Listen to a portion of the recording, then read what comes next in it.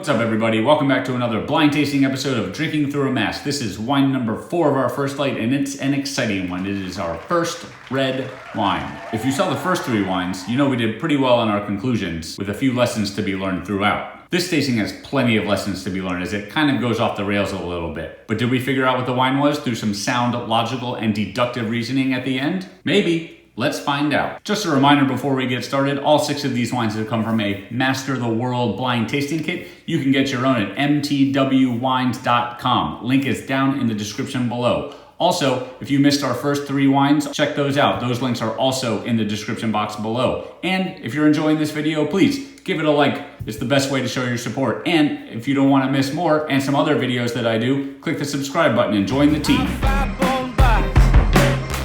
Pretty girl in Bobby socks. After party in a hotel room. Pretty soon there will be no moon. Stumble home in the pouring rain. Let the water ease my worried brain. Wine number 4 is a red wine. It is free of gas. It is free of flocculation. It is slightly translucent. The core color is ruby going out to a kind of an orange, lightly orange rim here. The tears are not really staining much at all. All right, on the palate, the wine is sound. The wine is medium plus in intensity. The development is youthful. The fruit is red and black. Got some cranberry, pomegranate, red currant.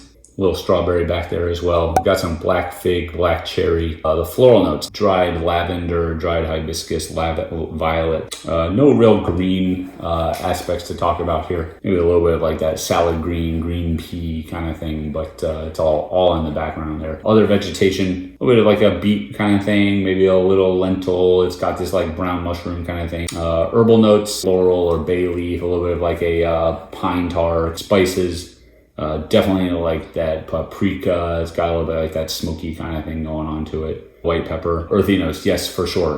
Definitely lots of like truffle-y, mushroom kind of notes that are really nice on the wine. Composty thing, but it's not like a overly stanky wine. By any means. Some minerals, some rockiness going on, definitely like a flint slate. It's maybe a little like, bloody iodine-y meatiness, but definitely like a non-fruit forward style of wine. On the nose, I think this one has some oak. Yeah, I think so.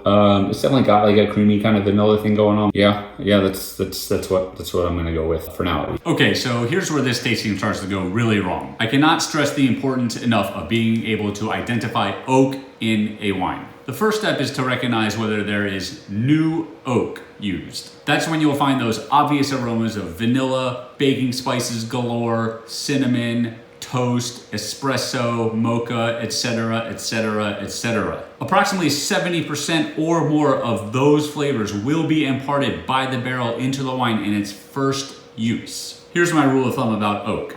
New oak flavors wine, used oak conditions wine, and stainless steel or some other type of vessel will rest a wine. The second major oak obstacle is to discern whether an oak-aged wine has been in American or French oak. Each has both its own flavor profiles and its traditional geographic homes in the wine world. For example, American oak is widely used to make Australian Shiraz and thus a big clue in identifying it, whereas Bordeaux will almost always be aged in French oak. To save a little time in the video, I'm going to put a lot more thoughts about oak as it relates to blind tasting down in the description box below, so give that a look after you're watching the video.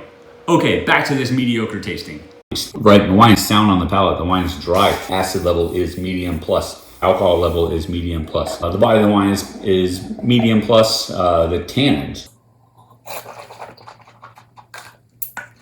are there, not massive, kind of medium.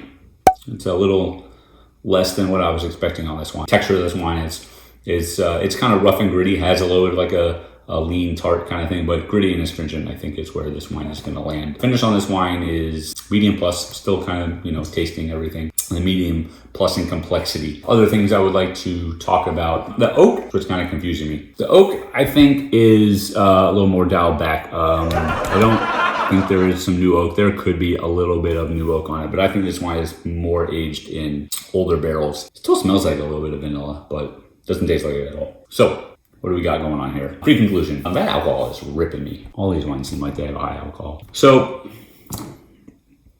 The age on the wine, I think, is developing a little bit. That color has got a little bit of that orange. I mean, it's definitely got, you know, some more, you know, secondary and tertiary aromas to it besides the fruit. The fruit is there. So pre-conclusion, I think this is an old world wine. I think this wine comes from a moderate to warm climate. The varieties here, I think, could be a Grenache or like a Rhone blend, like Grenache, Syrah, Mourvèdre, something like that. I think this could be Bordeaux with a little bit of age on it, for sure, something like that. Probably Merlot dominant. Could be Italian. I mean, it could be Sangiovese, but I don't think it quite has the tannin and the grip and all that stuff to it. So it's probably from France, and it's a developing wine. So I think the age range here is like 2010 to 2000. So if it's not painfully obvious yet, I'm totally lost in this wine. Visually, I look exhausted, and I missed a few key things along the way. So what's the lesson we're learning here? Endurance. This was the first 6 wine blind tasting flight I've done front to back in quite some time. If you're doing this right, you're tasting and talking for 25 minutes straight. That can be exhausting on your palate, your lungs, and most importantly, your brain.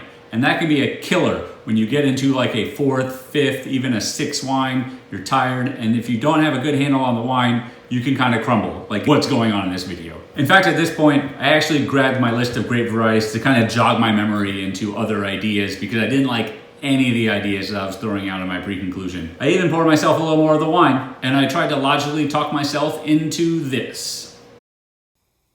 There's this thing with Amarone that like kind of gives it like, you think there's oak on it, but there's not. I think it's because that richness from like, because they make the grapes into raisins a little bit, you know. Which has like a chocolatey kind of thing.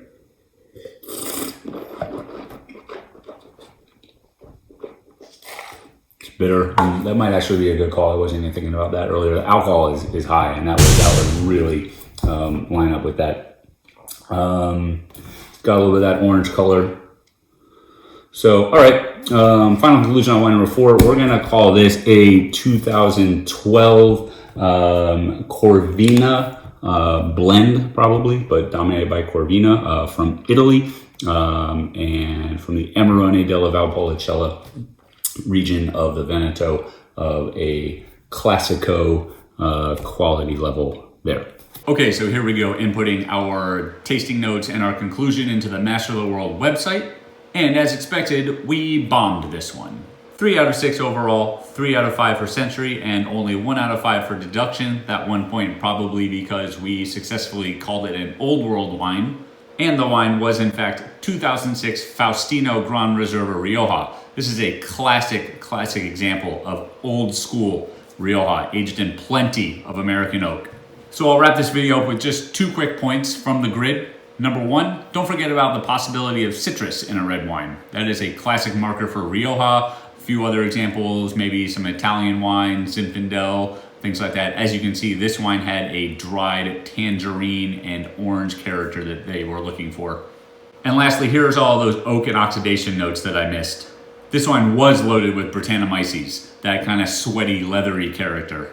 I'm gonna dive into that section of the grid in the upcoming videos, so make sure to check those out. But until then, thank you for watching, and please don't forget to like and subscribe so we can do this again.